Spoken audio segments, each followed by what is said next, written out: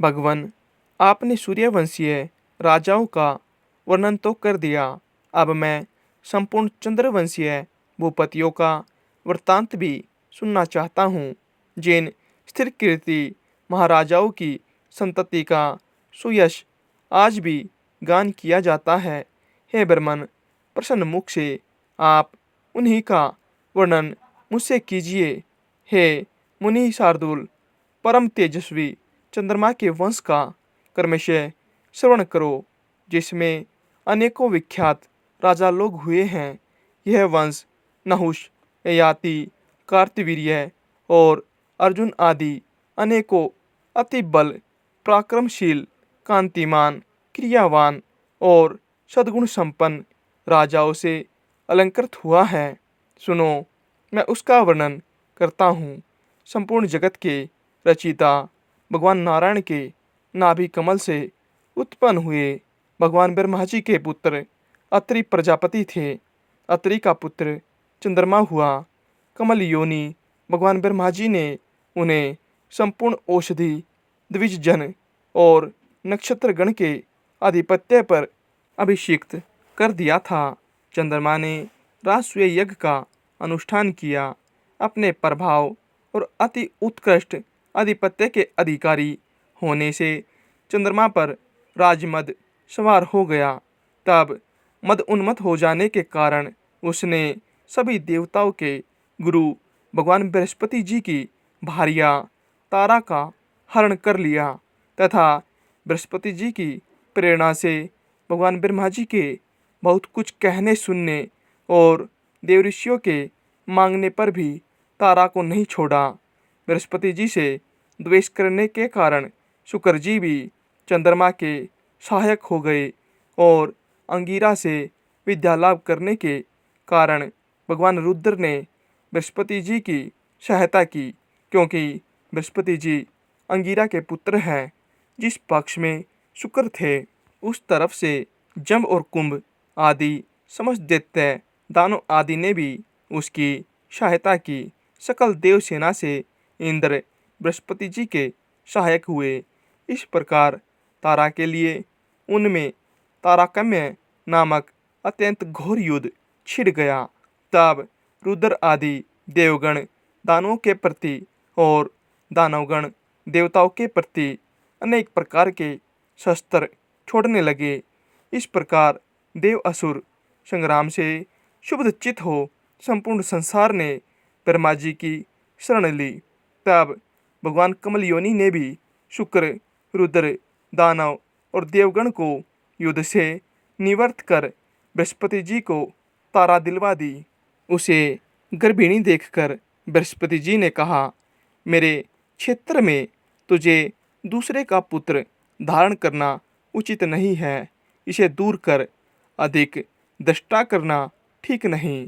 बृहस्पति जी के ऐसा कहने पर उस पतिव्रता ने पति के वचन अनुसार वह गर्भ इशिका स्तंभ सींख की झाड़ी में छोड़ दिया।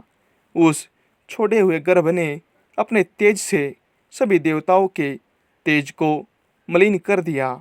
उसके बाद उस बालक की सुंदरता के कारण बृहस्पति जी और चंद्रमा दोनों को उसे लेने के लिए उत्सुक देख देवताओं ने संदेह हो जाने के कारण तारा से पूछा, हे शुभगे, तू हमें सच सच बता, यह पुत्र बृहस्पति का है या चंद्रमा का? उनके ऐसा कहने पर तारा ने लज्जावश कुछ भी न कहा। जब बहुत कुछ कहने पर भी तारा ने देवताओं से कुछ न बोली, तब वह बालक अपनी माँ को शाप देने के लिए उद्यत होकर बोला, अरे दुष्टा माँ, तू मेरे पिता का नाम क्यों नहीं बतलाती? तुझ लज्जावती की मैं अभी ऐसी गति करूँगा जिससे तू आज से ही इस प्रकार अत्यंत धीरे धीरे बोलना भूल जाएगी। उसके बाद पितामह श्री ब्रह्मा जी ने उस बालक को चुप कराकर तारा से स्वयं ही पूछा, बेटी सही सही बता, यह पुत्र किसका है, बृहस्पति का या चंद्रमा का?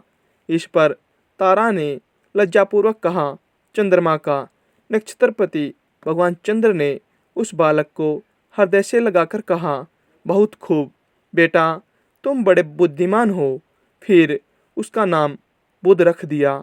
इस समय उनके निर्मल कपोलों की कांति उच्छ्वसित और देदीप्यमान हो रही थी।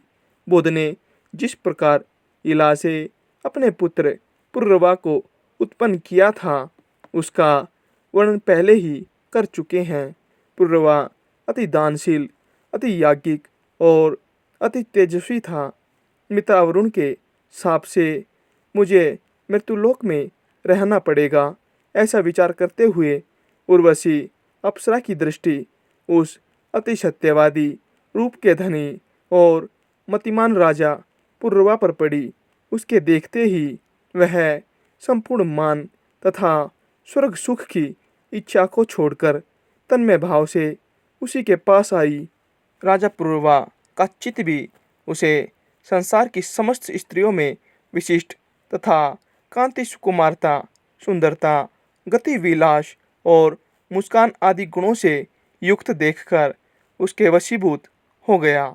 इस प्रकार वे दोनों ही परस्पर तन्मय और अनन्यचित होकर बाकी सब कर्मों को भूल गए। निदान राजा ने निसंकोच होकर कहा, हे सुबरे, मैं तुम्हारी इच्छा करता हूँ, तुम प्रसन्न होकर मुझे प्रेम दान दो। राजा के ऐसा कहने पर उर्वशी ने भी लज्जावश स्खलित स्वर में कहा, यदि आप मेरी प्रतिज्ञा को निभा सके तो अवश्य ऐसा ही हो सकता है। यह सुनकर राजा ने कहा, ठीक, तुम अपनी प्रतिज्ञा मुझसे कहो। इस प्रकार पूछने पर वह फिर बोली, मेरे पुत्र रूप इन 2 मेषों भेड़ों को आप कभी भी मेरी शैया से दूर मत करना। मैं कभी आपको नग्न न देखने पाऊँ। केवल व्यर्थ ही मेरा आहार होगा। ये ही मेरी 3 प्रतिज्ञाएं हैं। तब राजा ने कहा, ऐसा ही होगा। फिर राजा पुरुरवा ने दिन दिन बढ़ते हुए आनंद के साथ कभी अलकापुरी के अंतर्गत चित्ररथ आदि वनों में और कभी सुंदर पद्म खंडों से युक्त अति रमणीय मानस आदि सरोवरों में विहार करते हुए 60,000 वर्ष बिता दिए। उसके उपभोग सुख से प्रतिदिन अनुराग के बढ़ते रहने से उर्वशी को भी देवलोक में रहने की इच्छा नहीं रही। उधर उर्वशी के बिना अप्सराओं, सिद्धों और गंधर्वों को स्वर्गलोक अत्यंत रमणीय नहीं लगता था। अतः उर्वशी और पुरुरवा की प्रतिज्ञा को जानने वाले विश्वावसु ने एक बार रात्रि के समय गंधर्वों के साथ जाकर उसके शयनागार के पास से एक मेष का हरण कर लिया। उसे आकाश में ले जाते समय उर्वशी ने उसका शब्द सुना। तब उर्वशी बोली, मुझ अनाथा के पुत्र को कौन लिए जाता है? अब मैं किसकी शरण जाऊं? किंतु यह सुनकर भी इस डर से कि रानी मुझे नंगा देख लेगी, राजा नहीं उठा। तदंतर गंधर्वगण दूसरा मेष भी लेकर चल दिए। उसे ले जाते समय उसका शब्द सुनकर उर्वशी बोली, हाय, मैं अनाथा और भर्तृहीना हूँ तथा एक कायर के अधीन हो गई हूँ। इस प्रकार कहती हुई वह आर्त स्वर से विलाप करने लगी। तब राजा ने यह सोचकर कि अभी अंधेरा है, इसलिए रानी मुझे नग्न न देख सकेगी, उसके पीछे तलवार लेकर दौड़ा। उसी समय गंधर्वों ने रोशनी कर दी। उसके प्रकाश में राजा को वस्त्रहीन देखकर प्रतिज्ञा टूट जाने से उर्वशी तुरंत ही वहां से चली गई। गंधर्वगण उन मेषों को वहीं छोड़कर स्वर्गलोक में चले गए। किंतु जब राजा उन मेषों को लिए हुए अति प्रसन्नचित्त से अपने शयनागार में आया तो वहां उसने उर्वशी को न पाया। उसे न पाने पर वह उस नग्न अवस्था में ही पागल हो घूमने लगा। घूमते घूमते उसने एक दिन कुरुक्षेत्र के कमल सरोवर में अन्य 4 अप्सराओं के साथ उर्वशी को देखा।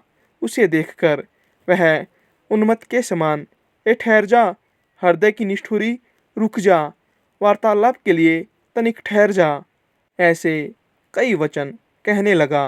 उर्वशी बोली, महाराज, अज्ञानियों की तरह चेष्टाओं से कोई लाभ नहीं। इस समय मैं गर्भवती हूँ। 1 वर्ष बाद आप यहीं आ जाना। उस समय मुझे बच्चा होगा और एक रात मैं भी आपके साथ रहूंगी। उर्वशी के ऐसा कहने पर राजा पुरुरवा प्रसन्नचित्त से अपने नगर को चला गया।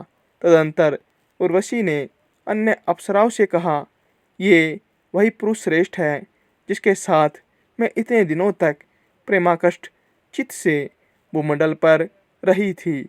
ऐसा सुन अन्य अप्सराओं ने कहा, वाह वाह, सचमुच इनका रूप बड़ा ही मनोहर है।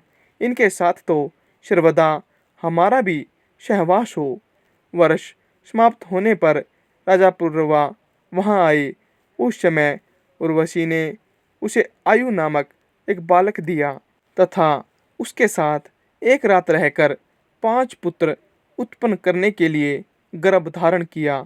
उर्वशी ने राजा पुरुरवा से कहा, हमारे पारस्परिक स्नेह के कारण सकल गंधर्वगण आपको वरदान देना चाहते हैं, अतः आप अभिष्ट वर मांगिए। राजा बोला, मैंने समस्त शत्रुओं को जीत लिया है। मेरी इंद्रियों की सामर्थ्य नष्ट नहीं हुई है। मैं बंधुजन, असंख्य सेना और कोष से भी संपन्न हूँ। इस समय उर्वशी के सहवास के अतिरिक्त मुझे और कुछ भी प्राप्त नहीं है, अतः मैं उर्वशी के साथ ही रहना चाहता हूँ। राजा के ऐसा कहने पर गंधर्वों ने उसे एक अग्निशथली अग्नियुक्त पात्र देकर कहा, इस अग्नि के वैदिक विधि से गर्भापत्य, आहवनीय और दक्षिणा अग्नि रूप 3 भाग करके इसमें उर्वशी के सहवास की कामना से भली भांति यजन करो तो अवश्य ही तुम अपना अभिष्ट प्राप्त कर लोगे। गंधर्वों के ऐसा कहने पर राजा उस अग्निशथली को लेकर चल दिए। मार्ग में वन के अंदर उन्होंने सोचा, ओह, मैं कैसा मूर्ख हूँ। मैंने ये क्या किया जो इस अग्निशथली को तो ले आया और उर्वशी को तो नहीं लाया।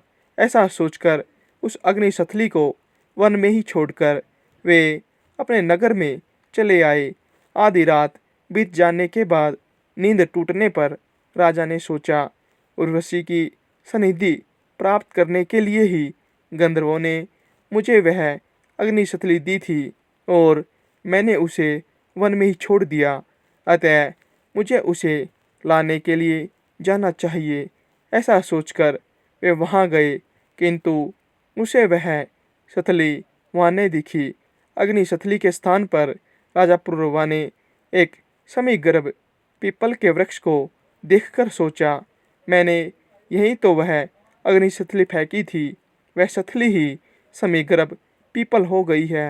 अतः इस अग्नि रूप अश्वत्थ को ही अपने नगर में ले जाकर इसकी अरणी बनाकर उससे उत्पन्न हुई अग्नि की ही उपासना करूं।